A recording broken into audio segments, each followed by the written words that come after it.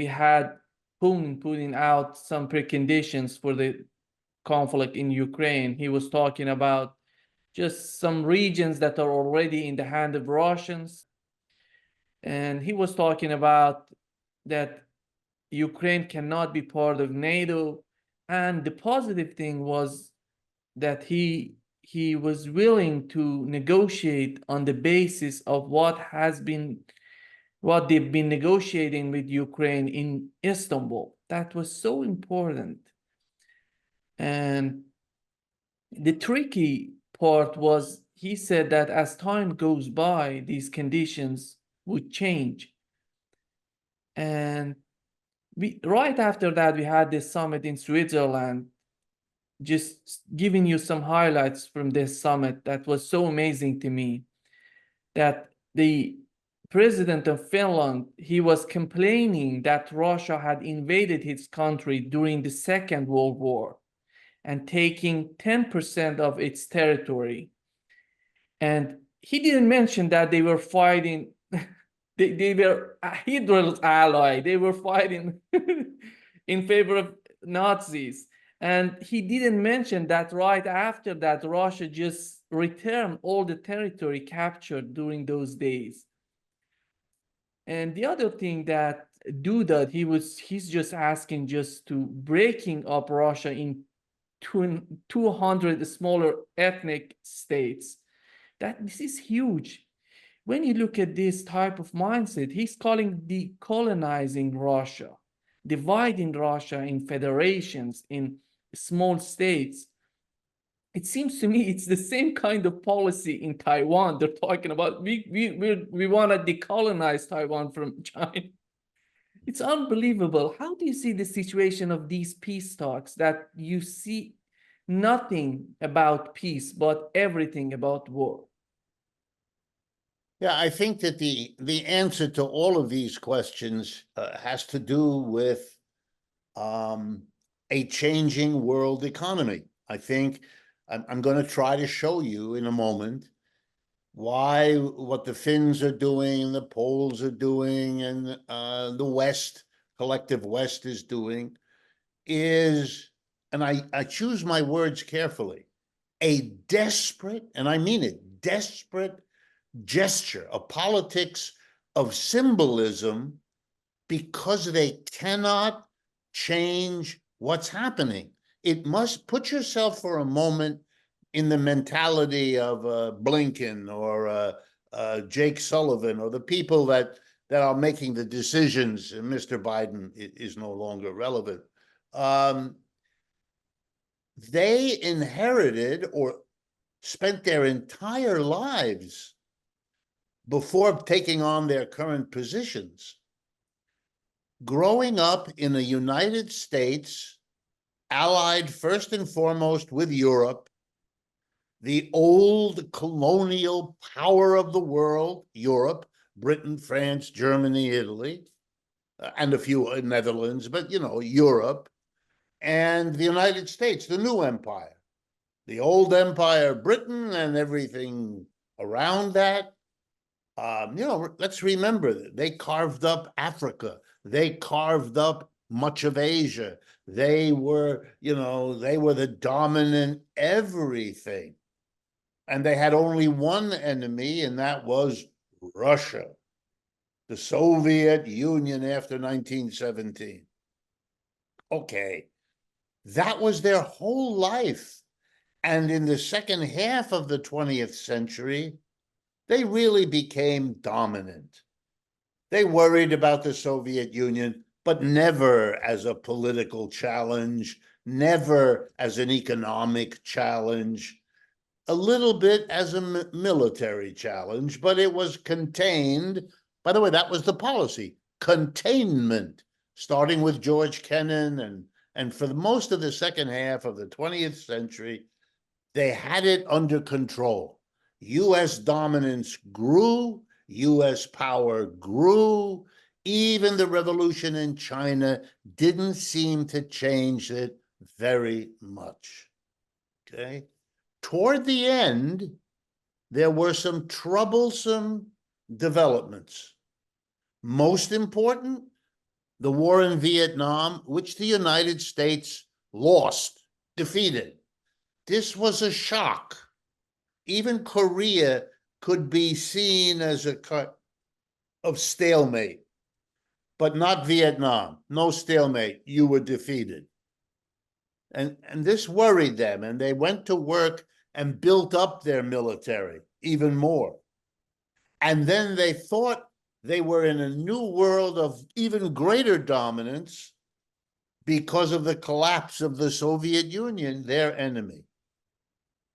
And now they come 30 years, 20 years after the collapse of the Soviet Union, and instead of them being on top of the world, in total control, beyond what they had been prepared for, it was the opposite.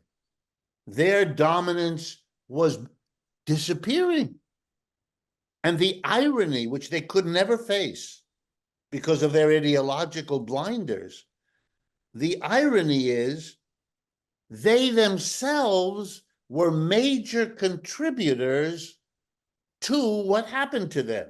When the capitalist class of the United States, Western Europe, and Japan saw a profit opportunity in China, they went. They made the deal. They said, we want from you in China cheap labor and a growing market. And the Chinese said, we give you that. We give you cheap labor, and we give you access to our market. It is the biggest, fastest growing market in the world. And no capitalist could resist this. They all went for the cheap labor, the growing market, and they gave the Chinese investment money, and they signed contracts to share technology. Nobody forced them to do any of this. Nobody had to steal anything from them. They were willing to sell it. They did sell it. And the Chinese, having figured out that the fastest way to grow a modern economy is not to be either all private, like Britain and the United States, nor to be all government, the Soviet Union, but to be a well-managed, by a communist party, a well-managed combination, 50-50, half private, half public, powerful government controlled by a clear, focused party. Okay, that's their system. You may not like it, you may like it, I really don't care. But what we have to understand is they are the most successful economic growth story, period, in history. Nobody comes close. Even the Soviet Union, which went very far, cannot compare with what the Chinese have accomplished.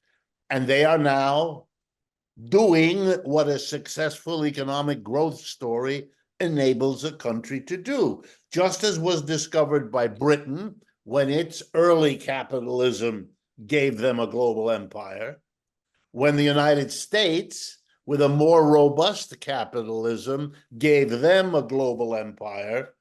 We are watching the Chinese. They may do a different story. It's not yet clear. They don't have an empire yet, but they may go there.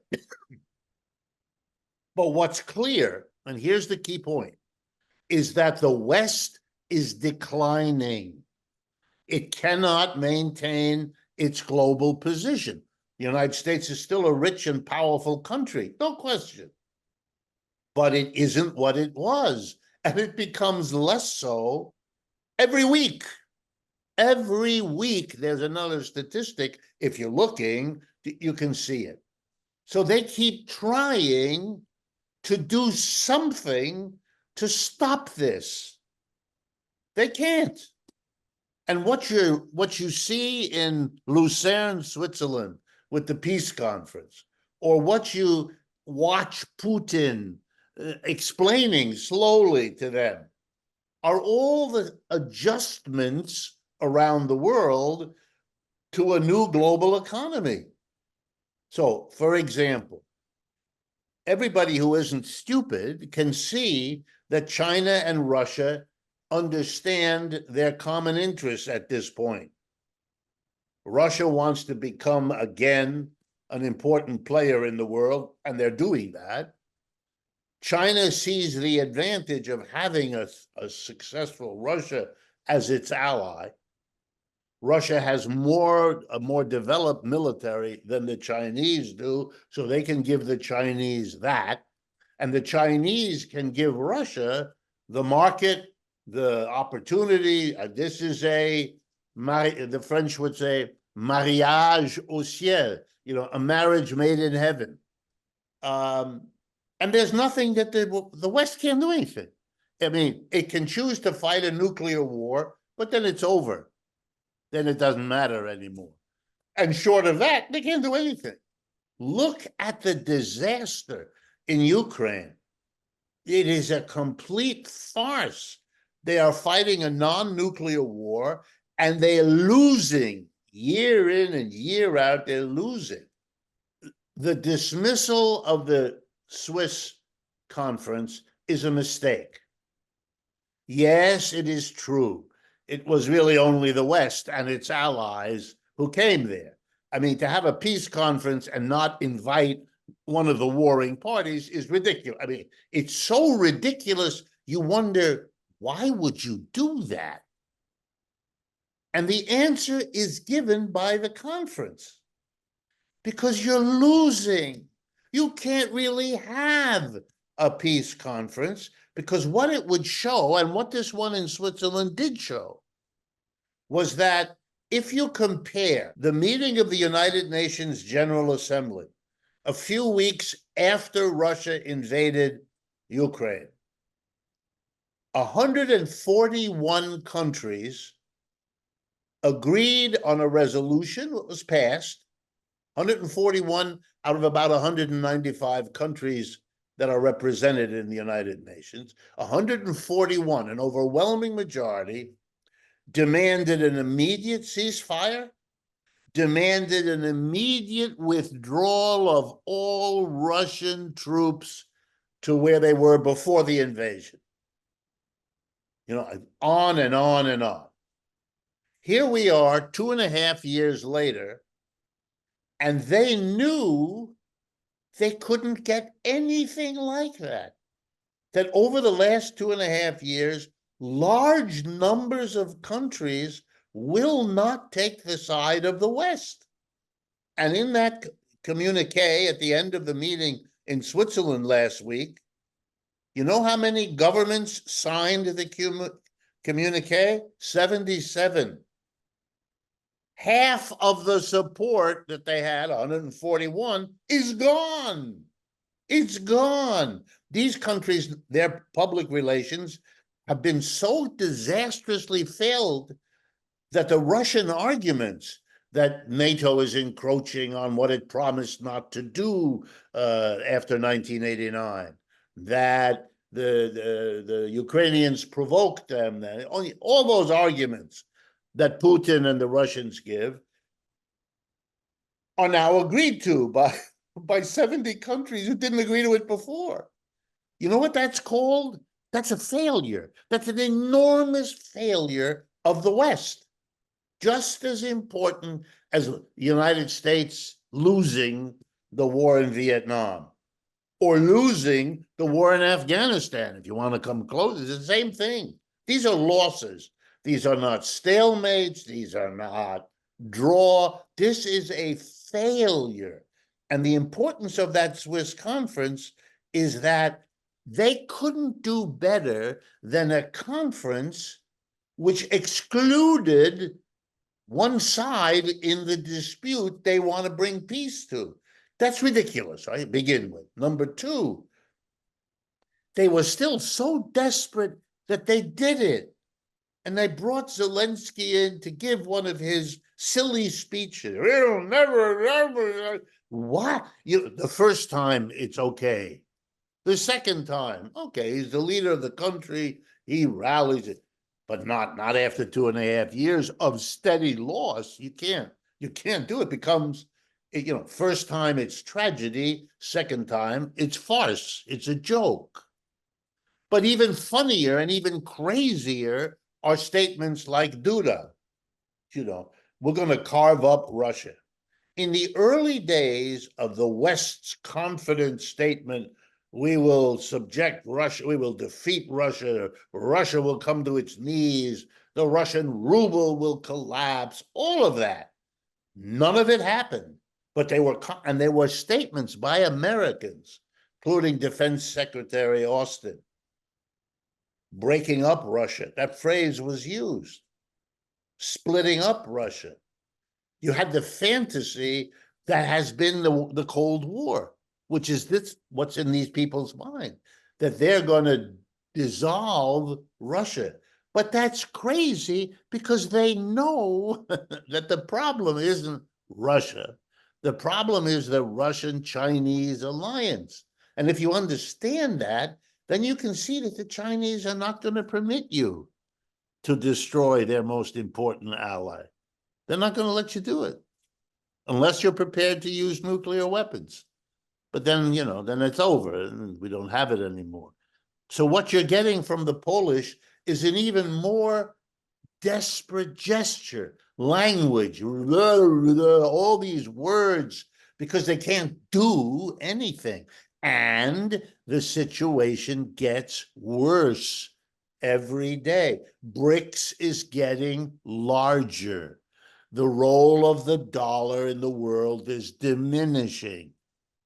The important ally of the United States, perhaps the most important economically, Saudi Arabia and the oil business, is now lost. The Saudis, they didn't sign that communique. They're not participating. They're making their new deals with the new dominance in the world. And every country is doing it. The little poor country of Niger in Africa, throws the Americans out and brings the Russians in. What? So now they're scrambling to do that. They're desperate. And that's what you're watching, a desperate politics of gesture, of theater, of, massive this and talking. Janet Yellen, my classmate from economics school, goes to China and tells them, you should have a system more like ours. You should change your system.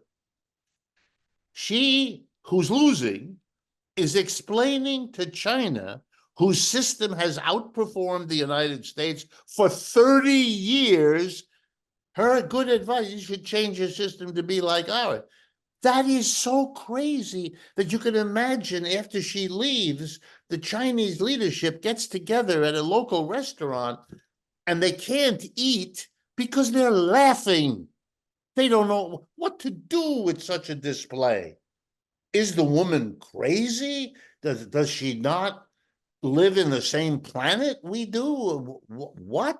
We should take the advice of the loser about how we should change the strategy that has gotten us to the point where this is her third visit in a year to talk to us. She doesn't go anywhere else. She didn't go to Britain 3 times. She went to China. Why? The reason she goes to China renders what she says in China ridiculous. Americans are no more crazy than anybody else. I'm an American. We are just as smart, but we are behaving in a way that ought to make an intelligent person say, why is this interesting country with its rich history, with many accomplishments that it can be proud, what's happening here? And then when you see that we're choosing between Biden and Trump, you get more evidence something is terribly wrong here. And if you think that, then I think you've understood that you're going to be seeing mostly theater. Whether Biden wins or Trump wins, it's mostly theater. They're putting on a theater, and they don't understand their audience. They think their audience is the United States. But most of the people in the United States don't pay attention. It's the rest of the world which looks on the United States as if they're crazy.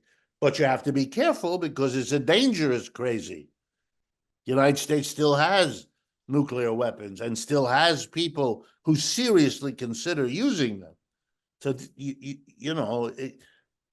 I can make fun, and I'm doing that, but I'm also respectful that the United States can do a lot of damage in the world. It has the potential to do a lot of good, but it's so afraid. You have to remember, for those of you that are not Americans, try to understand the peculiarity of this society. It is now owned and operated by descendants of Europeans. What I'm about to say should be understood particularly well in Brazil, for example, because there's similarity here. So the Europeans come and they kill all the local people. They murder them.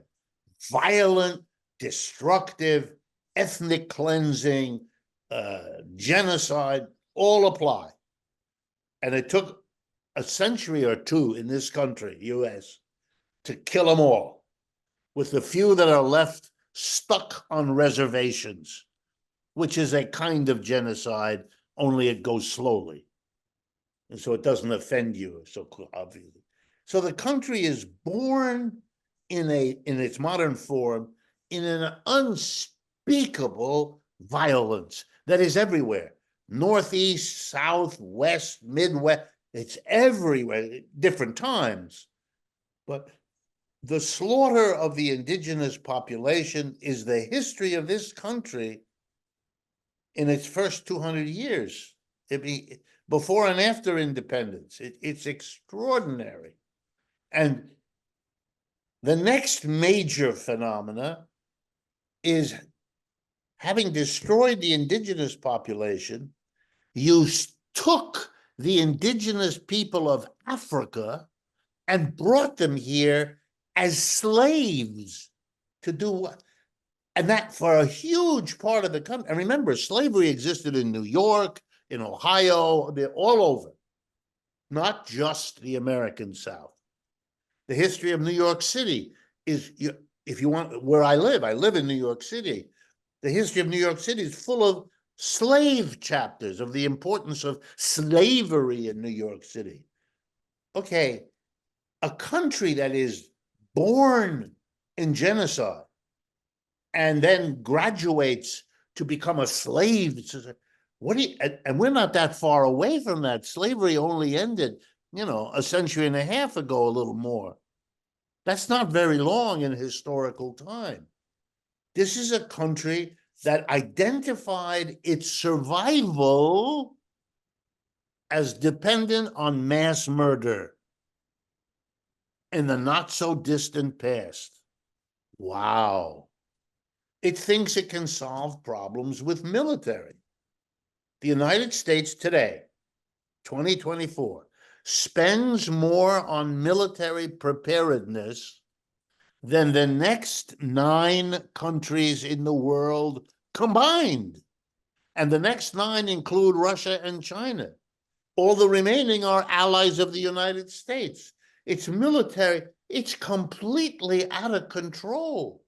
When the Soviet Union collapsed in 1989, it meant there was no military opposition. It's over. The Communist Party is gone. Its power is gone. The people want to be like Western Europe in Russia, Yeltsin and now Putin. These are people who believe in capitalism. They didn't slow down their military dominance. They had to be military dominant. And then after 9/11, they had to be military dominant to deal with, Islamic terrorists. It never stops. Now Russia and Putin is another Stalin and Xi Jinping is they live in this world because they always have. They have to have the evil. Let me give you an example. There's a tourist attraction. I kid you not. about 3-hour drive from New York City. And if you go to the little village, it has the old colonial houses, the first houses that were built by British people who came and settled here when this was a British colony. And if you go and visit, you can see the old houses, the way they were built and the furniture inside. And then there are information plaques in front of each house where you can read a little bit of the history of that house. The first time I went many years ago, the first thing that struck me is on the plaques, you read the following. On the night of 1742, 60 savages, that's the word, 60 savages attacked this house. And Colonel blah, blah, blah, blah, and his wife, Abigail, had to flee the house on their horses to escape the savages. House after house. It's a story of the good people versus the savages. That's exactly how Americans were taught to think for 3 centuries. The savages were the local people. Then the savages were the slaves. Then the savages were anybody who is opposed by the United States government. Fidel Castro is a savage. Putin is a savage. Xi Jinping is a savage. And it never stops. On the one hand, it's pathetic and childish, but on the other hand, it has been the self-awareness to which American politicians revert when they run for office, when they speak publicly. This is the idiom. It's as much that as it is the English language. That's what they have. That's what they use. That's what they think is expected of them. And so they do that. And, and the Ukraine becomes a story of the wonderful, good people of Ukraine versus the savage. It's unbelievable. The minute you take a step back, and hopefully I'm conveying that to you, once you take a step back, you see it quite clearly. But for the people caught up in it, no one ever takes them a step out. No politician would dare say these things publicly. I mean, there are a few, always a few, but no. That's why you have the problem. If the Israelis are our allies, well, then their opponents must be savages. And so you take the events of October 7 and you put them into that story. The savages did to those Israelis what the savages did to those British immigrants in Massachusetts in the 18th century. It's the same endless story. The first thing a reporter does when he goes somewhere in the world where the United States is doing something is to see who's the savage and who's the good guys, and then tell the story. This is often done by journalists who are not lying, who are not aware of a different reality. That's how they see the world. They are products of a society that trains people to see the world that way. I was born in the United States. I went to all my education here in the United States. This story was told to me 50,000 times. It's in the movie, it's in the song, it's everywhere. If people don't understand that, they will not understand American politics the way they don't around the world. I don't mean to be disrespectful, but the United States is losing in Ukraine. That's not, I don't mean to take away from whatever Russia has achieved. I don't know. I'm not a military person. I have no special knowledge or understanding. But when I look at these situations, I see the United States defeating itself. It's just, It is trying to manage a world that doesn't exist the way they think it does, and they're getting very frustrated because it isn't working. Once upon a time, they were so dominant that it didn't matter. Okay, so it didn't work. They were still the richest, the most powerful, the most. Now, when it doesn't work, it's painful because they're not the richest and they can't buy their way out of this. The defeat in Afghanistan is completely total. The Taliban is in charge in that country, and they have stayed in charge now for several years. They withstood an American military presence for, I don't know, 15 years, whatever it was. They weren't defeated by the United States, which sent enormous military power over there. And they're poor, the Taliban. They don't have much money, they don't have any resources. They have their difficulties with their neighbors, with Iran, with China. They're still able to prevail. If the United States weren't lost, this would be the conversation. Why did we lose? What did we do? What have we misunderstood? Nothing.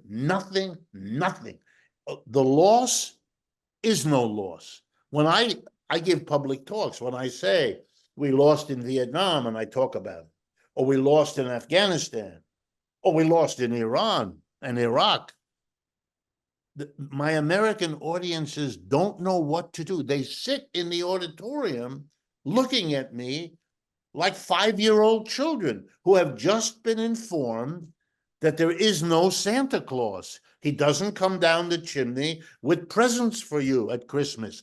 That's not the way and the children feel a loss. They liked Santa. He was a nice old man who brought them presents. What's not to like? And they have that moment of sad recognition. The difference in my audience is they have that same moment, they see it, and 10 minutes later, they go back to the way they were before they heard me talk.